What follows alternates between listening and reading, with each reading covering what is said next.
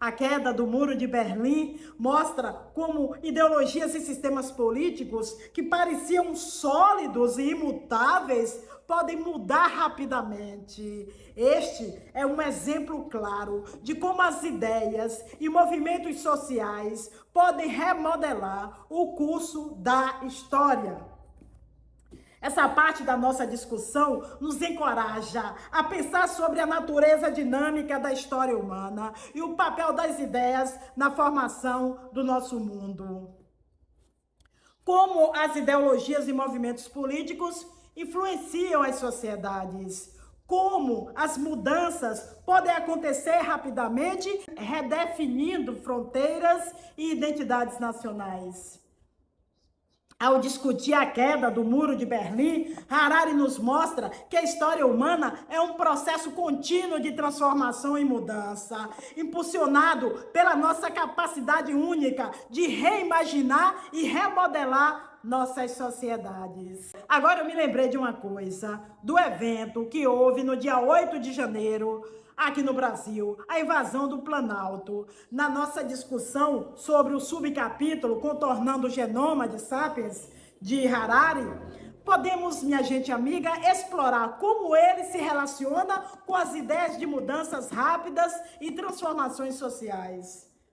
Ao considerar a queda do Muro de Berlim um marco de transformação política e ideológica, podemos traçar um paralelo com a invasão do Planalto no Brasil em 8 de janeiro.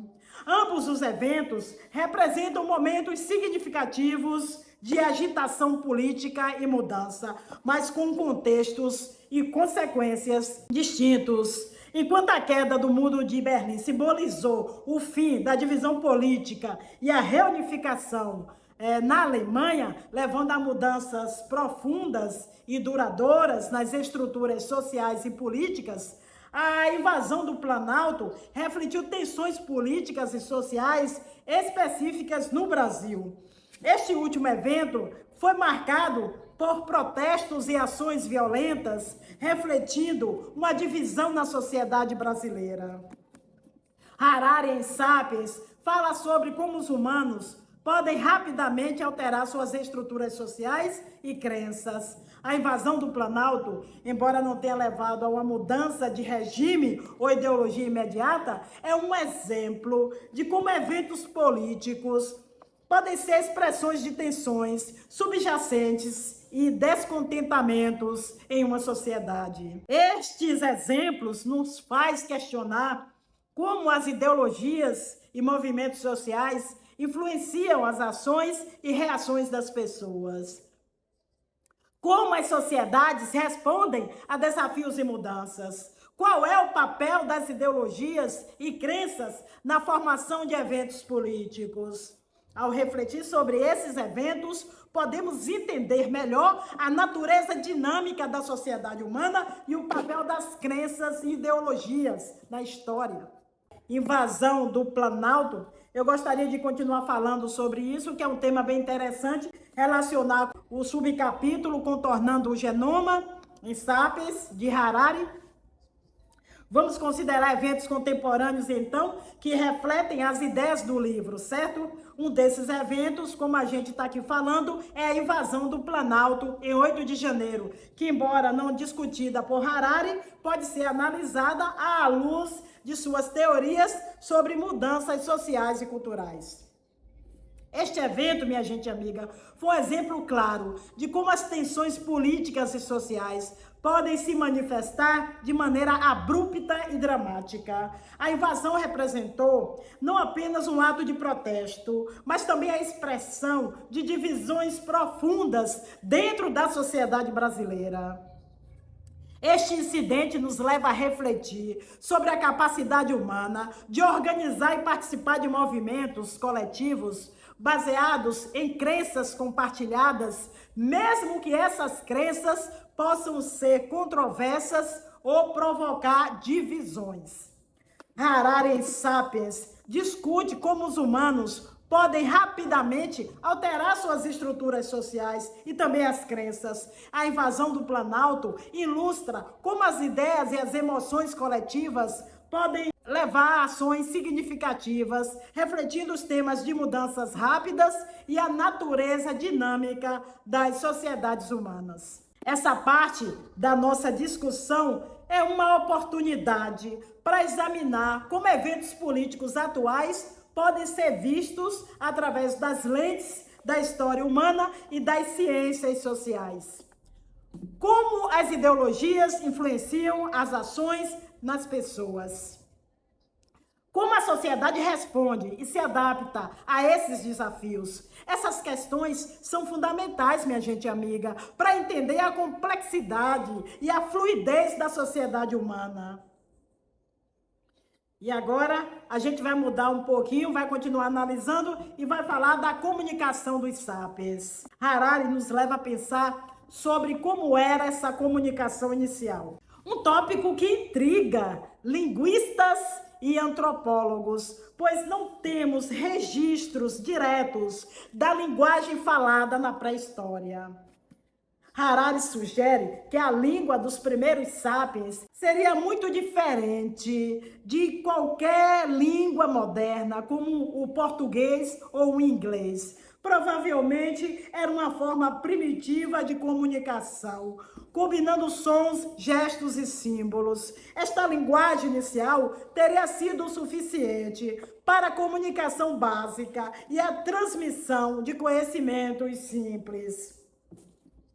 Esta parte do livro nos desafia a pensar sobre as origens da linguagem e como ela evolui ao longo do tempo. As línguas modernas são resultados de milhares de anos de evolução linguística, originárias de formas mais antigas de comunicação. A linguagem dos primeiros sapiens, apesar de sua forma primitiva, foi um passo crucial na evolução humana, pois permitiu a transmissão de conhecimentos e a colaboração em nível nunca antes visto. Ao refletir sobre a linguagem dos primeiros sapiens, podemos apreciar a complexidade e a beleza da comunicação humana, como evoluímos de forma simples de comunicação para as ricas e variadas línguas que temos hoje.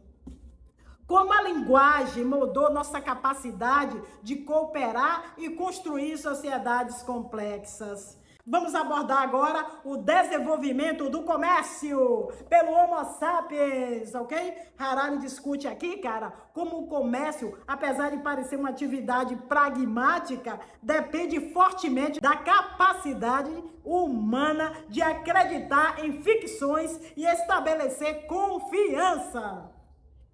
Ele nos leva a considerar que, embora outros animais não pratiquem o comércio, os sapiens têm uma longa história de redes de troca, baseadas em conceitos abstratos como moedas, bancos e corporações. Essas entidades, embora não tenham existência física concreta, são aceitas coletivamente como reais e confiáveis. A ideia de que o comércio depende da confiança em entidades fictícias é fundamental. Por exemplo, uma nota de dinheiro tem valor não pelo papel em si, mas pela crença coletiva em seu valor. Da mesma forma, bancos e corporações funcionam com base na confiança de que eles são entidades legítimas e operacionais. Harari também menciona como em sociedades tribais o comércio entre estranhos era estabelecido através de vínculos de confiança, muitas vezes apelando para deuses compartilhados ou ancestrais míticos. Isso mostra como a ficção e a crença coletiva são essenciais até nas transações mais básicas. Essa parte do livro nos encoraja a pensar sobre como a rede de comércio dos sapiens são um reflexo da nossa habilidade única de criar e sustentar ficções coletivas. Como essas ficções permitem não apenas a troca de bem, mas também a circulação de ideias e conhecimentos.